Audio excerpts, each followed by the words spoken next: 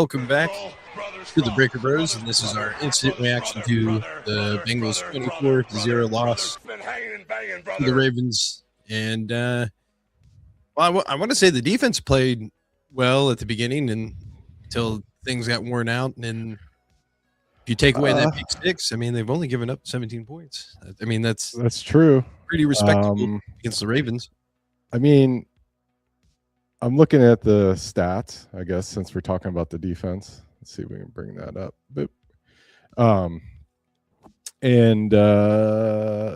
Aside from the 8 yards per carry, defense played pretty good.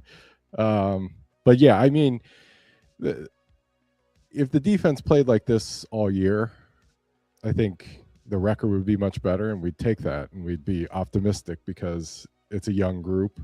So you expect them to slowly get better as guys advance. I thought Demetrius Knight had a pretty good game. At least he looked like he could do some things, had a couple of sacks, right? Made a tackle within 2 yards of the line of scrimmage. So I know I was ripping on him last game. I mean, like, it still feels like there are running plays where guys get tackled 5-6 yards after a 5 or 6 yard carry, and Knight's not involved in the tackle. It would be nice if they tackled a little bit sooner, a little bit better. I think they even alluded to it on the broadcast that the linebackers are like slow to attack the hole. But I mean, it feels like it's getting a little bit better though. They made some plays, right? The defensive line was able to get some sacks. So, I mean, they still are vulnerable. I mean, they still give up big plays. They still seem to get lost in coverage sometimes. But yeah, I mean, if anything, it's kind of on the offense on this one because they didn't score at all, and they had plenty of opportunities. Early. The offense gave up more points than they scored, right? Yeah, and I don't know, like, how many quarters since Joe Burrow has thrown a touchdown pass? Is it 5 quarters? He's thrown more touchdown passes to the other team than his own. So I mean, it would be 4 quarters because he scored a touchdown in the end of last game. Okay, so. But still, I mean, I think Burrow's not playing very well. I don't think he likes the style of offense, where they're trying to play more traditionally, where you run the ball, line up under center. So I think that they're going through some growing pains because I think they have to play like this in order to. I mean, they were talking about on the broadcast too, like Burrow acknowledges that they have to change the style a little bit. Otherwise, that's contributing to his lack of availability, right? So, but I just don't think that they're comfortable with it. I don't know. Yeah, I don't know. There's so many problems with the offense right now. It's hard to pick one. Yeah, I mean, if you look at his interceptions, I mean, the one for the pick six, he was kind of getting hit at the same time. Probably shouldn't have thrown the ball, but I mean, regardless, he was getting rushed, and then. You should have thrown the ball, but you throw it out of the back of the end zone instead of in the middle of the field. Well, yeah, I mean, hindsight's 2020. I mean, obviously, you can try to do what you can try to do at the time, but I thought the first one was a bit unlucky. I mean, it was kind of high. It was a tip ball. I mean, his accuracy seemed to be affected by the cold. Like it just looked like he threw some passes that were just a little bit high, a little bit off target. Well, I felt like the receivers weren't really catching all the passes that they could have caught. I felt like Yoshi had a pretty big drop, I think, towards but I mean, what's new? I mean, is that guy even an NFL player? I mean, they only throw it to him when he's wide open, and he drops half of them. I mean, that's not. I mean, at some point you gotta stop playing them. You gotta find somebody that actually can catch the ball. Yeah, I mean, I still think he's NFL quality, but I mean, maybe. Nah. Okay. I mean, he's close. No. Nah, he can't catch. What's the point of having a receiver if he can't catch? Well, I mean, we're not saying. I'm just saying groundbreaking. But I mean, he has come up big. parts of the season. I mean, what I'm saying is he's NFL quality. That was the question. I do believe he is, but maybe I he don't should know. be high on the depth chart, especially on the Bengals roster. But then I do want to give the shout out for the Bengals, even though it may not have been their decision. But I'm glad they sat out T. I mean, health is more important. But I think that also affects things when you don't have two of your top receivers, when the offense is kind of built. Yeah, but it around also those players. exposes like the poor drafting that they've done, right? Because they have drafted 2 wide receivers in the 3rd round, and they have gotten 0 production from those guys in the wide receiver. I mean, he's just having a bad year. I mean, the first couple of years he was coming on. It's just this year. No, I'm not talking about Yoshivas. Yoshivas was a 7th round pick, so I mean he's doing pretty good for someone in the 7th round. I mean, I don't think it's his fault he can't catch. It's his fault. It's the Bengals' fault for putting him in the position where he's just not good enough to play at the level that they're asking him to play, right? I mean, he shouldn't be playing that many snaps. He's not a starter. But you draft 2 guys in the 3rd round, those guys are supposed to be slot receivers. They're supposed to be starting. And one guy's not even on the team, and one guy only returns kicks. I mean, that's just a waste of draft picks. Well, if you're talking about Charlie Jones, he was drafted in the 4th round, and he got hurt. Yeah, same difference. Still a waste of a draft pick. You can't spend a 4th round pick on someone who only returns kicks. Okay. Yeah, I don't know. The roster is just built poorly. I just think it was one of those games. I mean, again, it all goes back to fire Zach Taylor, do what's right, probably bring in a different GM. But no, I mean, I feel like this game, the Bengals early on had an opportunity to take the lead and potentially run away with the game early and go up 2 scores, but they couldn't convert anything. They were just slightly off, and it seemed like everything. Like they would have long drives and then stall or turnover. It was just poor execution. I mean, there was a pass to Jamar Chase where, if it was more on stride or if he just caught the ball, they convert or he possibly scores. And then I think a few plays after that, that's where they have the tip pass and it gets turned over. It just felt like one of those games where they weren't really executing that well. And yeah, but doesn't it feel like a game where like the team kind of, I don't want to say they've quit, but I feel like they don't. I think the coach has lost the team. I feel like it's getting pretty close to that. But I mean, but the way they started out, it felt like, oh man, the defense is like playing really well. They started off with a few stops and they got a turnover. It felt like they were trying to keep the game in. If the defense showed up like this 5 weeks ago, the season wouldn't be over. Yeah, I mean, I think they're just at the point where they got to build off of something going into next year. But I mean, if I were the owners, I would just go ahead and fire Zach Taylor. I mean, they're not going to make the playoffs. I think you send a message, try to save face, and just tell them like, "Hey, we care. We're going to figure this thing out going into next season." Yeah. Well, you're talking about the ownership, so. So my buddy went to the game today, and he texted me a couple things. So this is what. So first of all, shout out to all the fans that went to the game, because this miserable conditions, right? Super cold. Team sucks, and I guess the Bengals decided not to open all the gates for the game. So this is what the fans were greeted with: just congestion. Can't even get into the football game, right? And then after that, they didn't clean the snow off of any of the seats. So this is someone complaining about the handicap section. Yeah, you got to at least clean off the handicap section. What the heck? And then just look at this. This is miserable. Yeah, I don't understand it. It's not just the Bengals. I think because didn't the Bills have to bring in a whole bunch of fans and they like paid them money to clean off the seats? Right. I mean, it's a thing, right? Bills do it. Green Bay does it famously, right? And I like this comment. Can't blame the Bengals for not clearing ice and snow from the seats. As an organization, they've done everything they can to prevent people from wanting to attend games. So, anyways, it's just been like a real, disappointing season to say the least.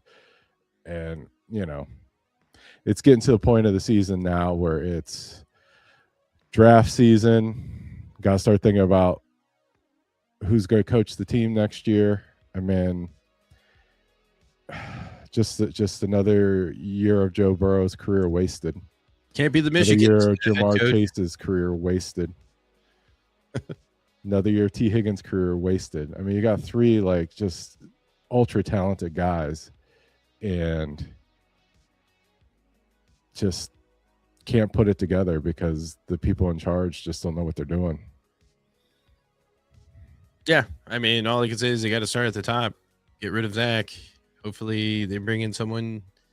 I don't think that's the top. Well, that's a pretty good start. Sell the team. I mean, that would be awesome.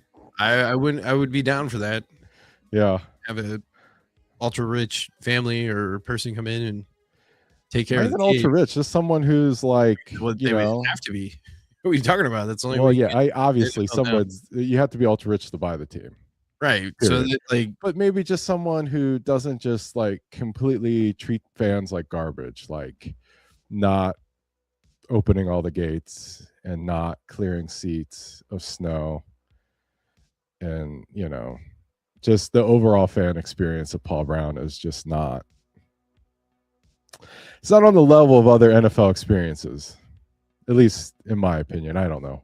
I mean, well, what I was saying more stable about before like that, I don't think it's just the Bengals that do that. I think for whatever reason, I don't know. Maybe it's just because the NFL teams, they see it where if you purchase a ticket, that becomes like you're renting out that area, and that's essentially your responsibility. But I mean, it's the NFL, so I feel like they should just do it on their own dime.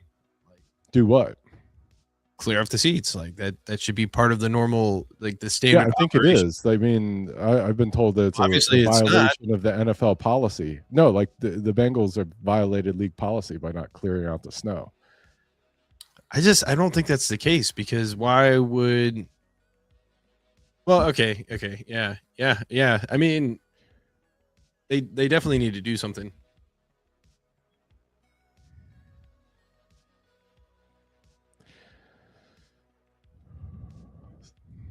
But yeah, I don't know. But I mean, snow aside, I'm just saying, like overall, you go to a Bengals game, like the amenities and everything inside the stadium is just lackluster. Although the last game we went to was an upgrade, but I mean, still not great, but better than it was last year.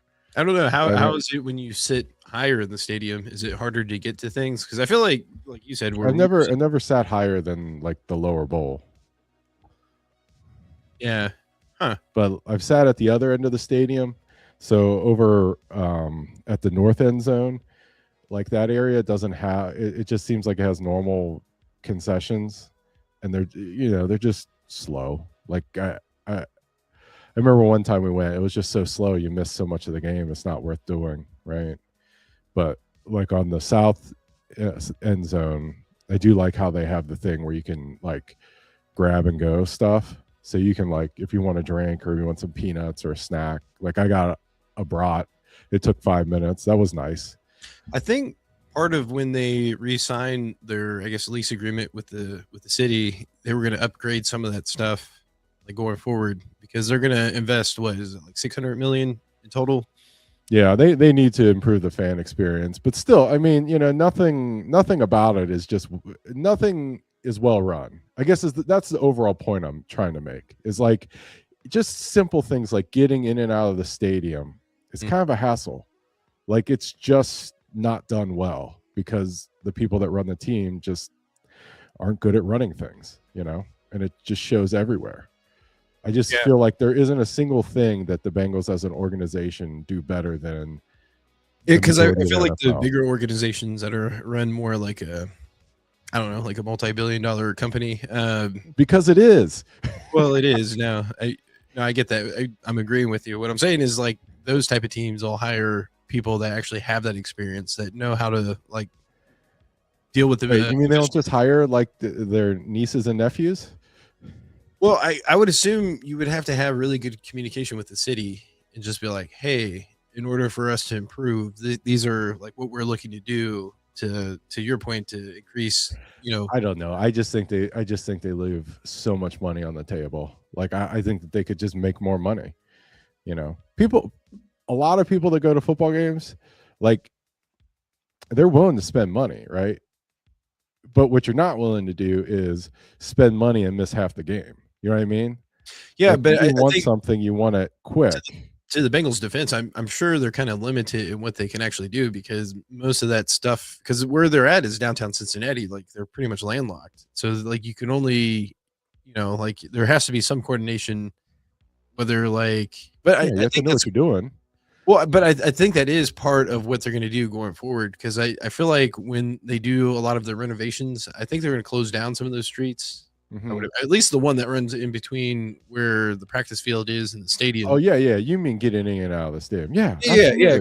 Because because for instance, Dallas, I don't think it's any better, but where they're located is like, I don't know, maybe 15 miles away from downtown Dallas. Because if it was in downtown Dallas, it would be so getting out of the Dallas area in your car takes a long time, but actually getting into the stadium and getting out of the stadium to get to the parking lot, super easy. Okay, I see what you're saying. Yeah, like that picture I was showing you, where like people literally can't get from the outside of the stadium to the inside of the stadium in less than like an hour. It feels like it's probably not that long, but like the lines are just ridiculous just to get in. And then certain parts of the stadium, it takes like 30 minutes to get out. Well, I'll have to keep an eye on, I guess, what updates they actually do to the stadium, because I would imagine that it's going to be pretty significant renovations if they're going to dump $600 million into it. So hopefully they address some of those things. I know they did something last year where they opened up more of one of the pavilions or whatever that get into the stadium, but it was only like it's wild, because like like I go to a lot of Bearcats football games, and they've done a lot to try to make concessions better and to make it easier to get inside and outside of the stadium. Because going to a Bearcats game used to be ridiculous too. Sometimes it would take like 45 minutes. What's that? One can only hope. Taylor got to go. I was saying, like, if you really want to send a message, you got to fire him now. I mean, just like let the players know, let the fans know, like, hey, we're committed on doing the right thing. Yeah, I don't know. I mean, again, I think number one choice, sell the team. If you can't sell the team, number two choice is I think you need to get a new GM and say, do what you want to do. Could you imagine if like Bezos bought the Bengals? Or does he already own another team? I don't know. I bet you it'd be easier to get stuff at the game. Oh no, I mean, he would think like a businessman. He would try to do whatever it would take to increase satisfaction, because if people are happy, they're going to spend more, right? Or they're going to come back. And so all the things that you're saying, like he would get. Yeah, just treat. I mean, if you're going to suck at football, at least treat the fans better. That's all I'm saying. But yeah, because they're still going to spend a lot of money at the game. Yeah, I mean, it's just like I don't know. It's like sometimes you go places and you're like, have you ever been to a football game before? Do you know what it's like? But yeah, I think you just get a GM and then let the GM do what they want to do, which probably would involve getting a new coach. But I mean, the plan needs to be fixed and fast. I mean, they just need urgency, right? Only thing that was keeping him around was the Super Bowl run. Facts. Yep. Unfortunately, yeah. And the fact that the offense is so good, after today, it's clear Joe carries him, and he's a terrible play caller. Yeah, that was another thing. All right. I got a follow-up question to that comment, and then I'll let you answer the comment. Like, what was the worst play? Like, what was the worst play call? I'm not saying because I disagree with you. I'm just curious what you remember, what jumps in your mind as like the worst play call. But like, to add to that, it's always the situational football is where he sucks, which is basically 75% of the game. It's Right. like if they're scoring quickly or they're not putting in situations where it's like 3rd and short or you have to do a specific thing. I just feel like that's where he like overthinks things, or he gets like too cute, or he just doesn't take the obvious choice. You know, like there was when they didn't convert on that first 4th down attempt, I think. Like they tried to run it and they didn't get anything, and I kept on thinking like they should have just thrown it to Jamar Chase because it felt like the DB or whoever was over him was like 10 yards back and they only needed 1 yard. And it's just like that's such a quick pass.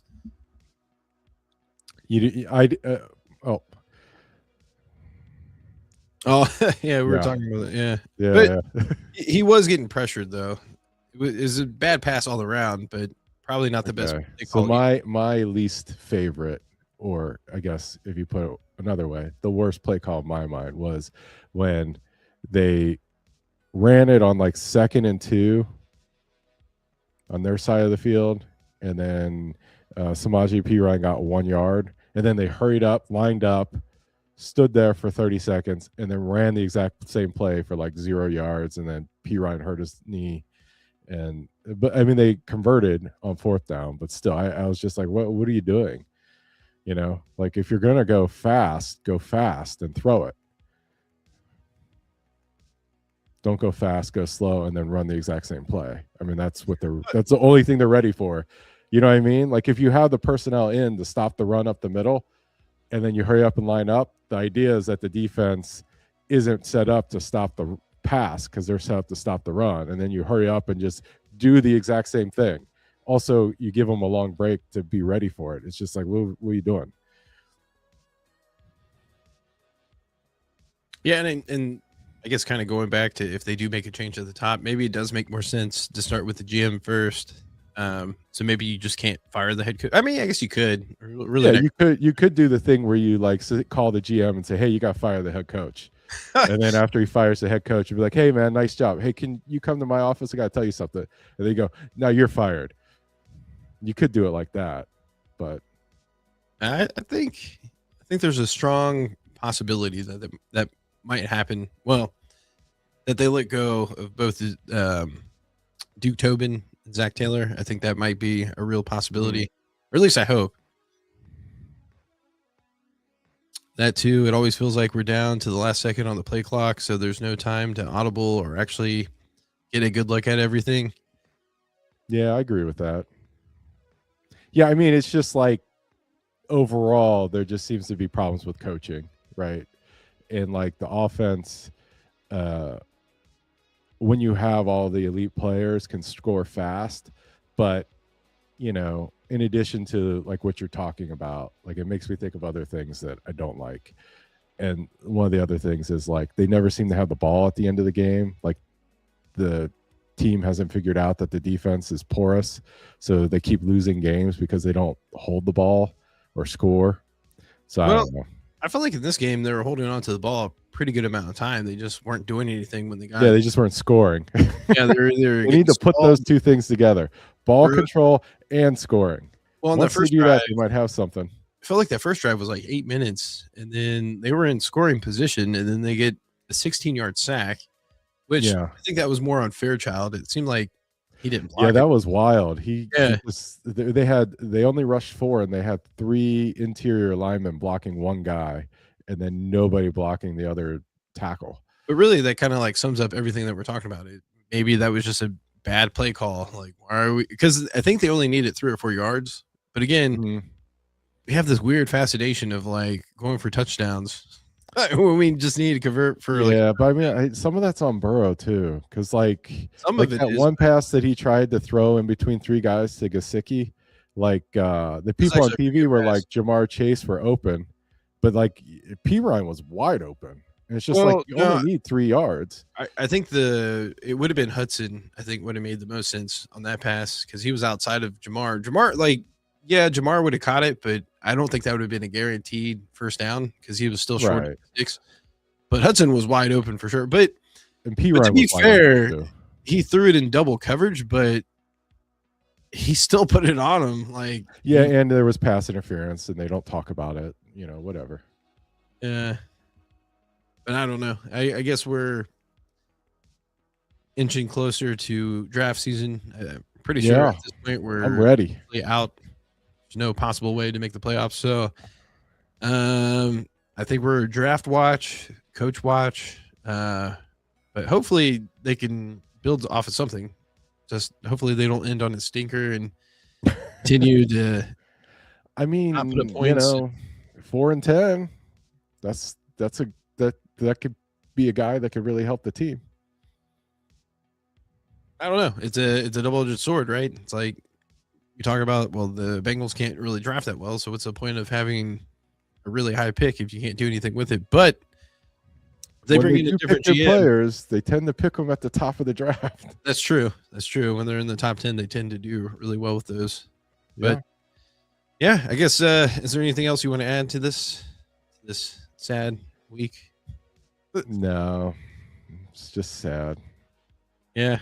Well, that's why I don't know. Maybe when they do the 18-week season, which it seems inevitable, maybe we'll have a different head coach and they'll make it more worth having a longer season because it's fun when you're winning, but when you're not, it's no. It's a much longer season. I hope they start the season earlier because could you imagine? Like the weather. I think they would have to at this point. Yeah. Because there's a game in January that it's going to be interesting to see how cheap that game is.